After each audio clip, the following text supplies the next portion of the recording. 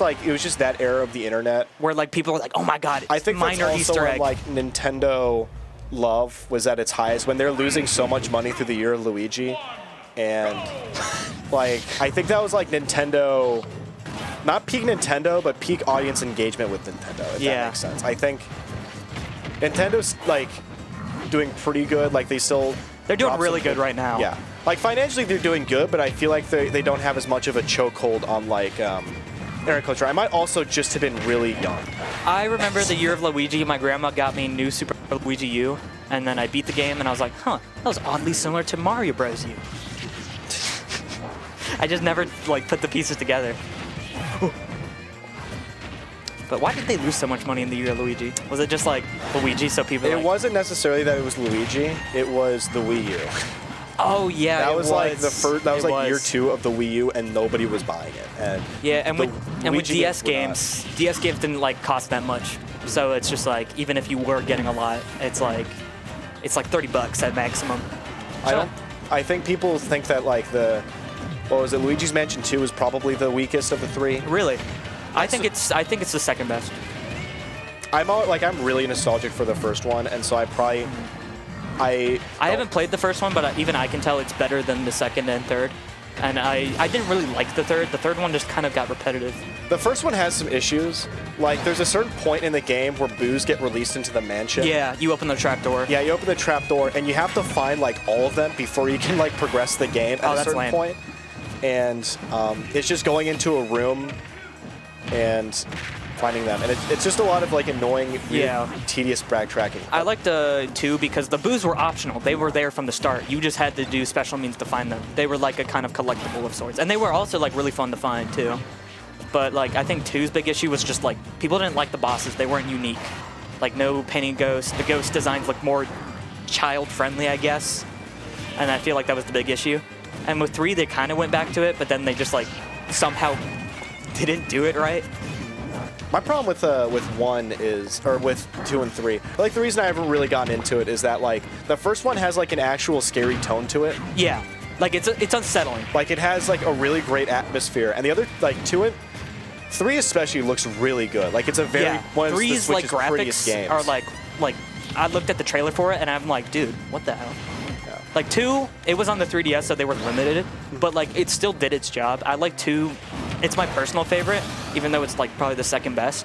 I just like all the unique mansions that it put you through. And like with 3, I didn't feel like it was as memorable. Maybe that's just nostalgia speaking, but I'm not saying like I think 2 probably wasn't that bad. I don't think it was enough to get people to buy Wii U's. Yeah, I feel like, well, it was on the 3DS. Was it? Oh, you're right. It was on the 3DS. So that's why I also don't think it sold as well. They're remaking it on the Switch, which I'm pretty excited for, because I've been wanting to play that for a long time. Why won't they remake games from the GameCube? They remade it for the 3DS, the Luigi's Mansion 1, right when the Switch came out, and then they just... It's so easy. Are they doing like a Switch Online thing with the GameCube? I forget whether that was a thing. I don't think so. There's already like GameCube games that are being remade, so I feel like since GameCube games are such in high demand, they're not going to just put them on the online system. Like I want Wind Waker to come back because my Wii U doesn't work well anymore, and so I can't play the remake on that. And pirating is cool, but it's kind of tedious. It is very tedious, especially with like Nintendo breathing down the pirating back right now. It's like, you see this? Anyway, you're dead. Oh, that should be dead. I'm pretty sure up throw would have killed 2. Us only speaking on the match during the last interaction was awesome. Oh, dude, I know, right? I bet everybody loves this commentary. Yeah, I'm sorry. Let's see. We got Smack. That's Dayton. Wait, where is he? Smack Shack. I assume is Smack. Right? Oh yeah, that's Smack. I thought you meant he was here, and I was like, huh? I don't know. The thing is, everyone's here. Yeah, everything's here. Like, there's nobody. You know, usually you got like a 4-side chilling at home, tuning in, but we don't got that right now. Yeah, we don't got that. And if Tennant doesn't show up, he's usually in the chat or something. And he's like, toasted Mart, and I'm like, what? Toasted. He's like, toasted are when he's at shopping carts, and I'm like, what are you talking about, buddy? Go with the green Ridley skin. Go with the green Ridley skin. Shoutouts to Metroid Prime 4. When is that coming out? Never. I don't know. I think Prime 4, at this point, it better be the best game ever. Like, it has to be. I'm totally hyped. I think it can be. I think there's potential for like a Metroid game to be the it's like the Metroid games are all amazing for what they are. Yeah, especially like I don't think there's been a single Samus Returns. Yeah, like there've been bad ones, but like they're like few and far between. Even the bad ones, quote unquote, are bad, not as a standalone game, but bad as in a Metroid game. For the time, Super Metroid and Metroid are like incredible. Oh, I love Super Metroid.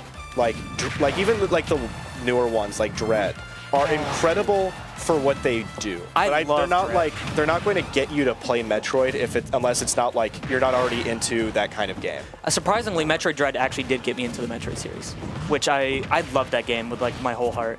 I feel like if they remade Super Metroid into like that Dread kind of style, it would like translate so well and seamlessly.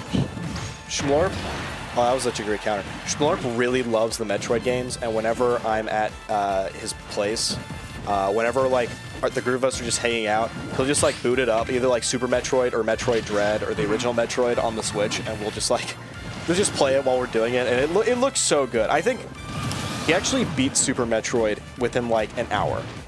Oh, really?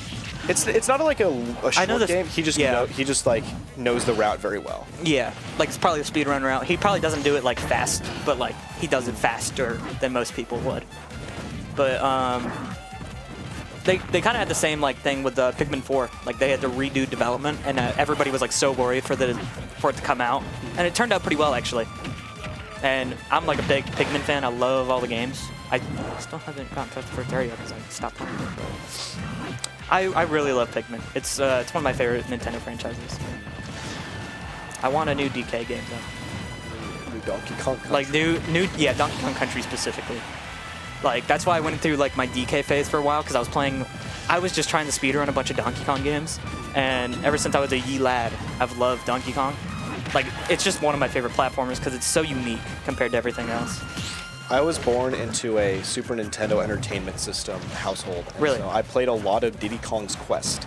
I think my family had a GameCube, and then right as I was born, they got rid of it. Literally, I'm so mad. And then I was like a wee kid, basically, growing up. My grandparents owned a GameCube. And really? And they live in St. Louis, so I'd only see them like usually on the holidays. Oh, but like the holidays were always like, oh boy. Well, my cousin actually played Melee competitively. Like he's from Wisconsin, and he was like, I'd come over to his place when I was like 5 years old. He's like, hey Sam, check this out. And he'd start doing the technical stuff with like, I think he played Falco. Of course. His GameCube was modded, which I thought was like the coolest shit. He showed me all these skins. Yeah, like seeing like a modded like controller or like setup at that age is like, oh my god, I need this. Yeah. And then you get viruses, and it's awesome. That was me with modded Minecraft for a while. It's his fault. He's the reason I play Smash. I blame him. My story of getting into Smash is a very weird one. Like, I met some kid at my sister's volleyball game who was also playing Smash Brothers, and he was into the Smash scene. Me and him don't talk anymore because he's a bad person, but he just, like, friended me on Wii U. Like, we wrote down each other's friend codes, and then we, like, when we got home, we'd friend each other, and then we would get FaceTime. Oh, shit. We'd get FaceTime for each other, and then we'd, like, play and stuff. And then over the course of, like, forever, like, a couple, 3 years or so, like, during Smash 4,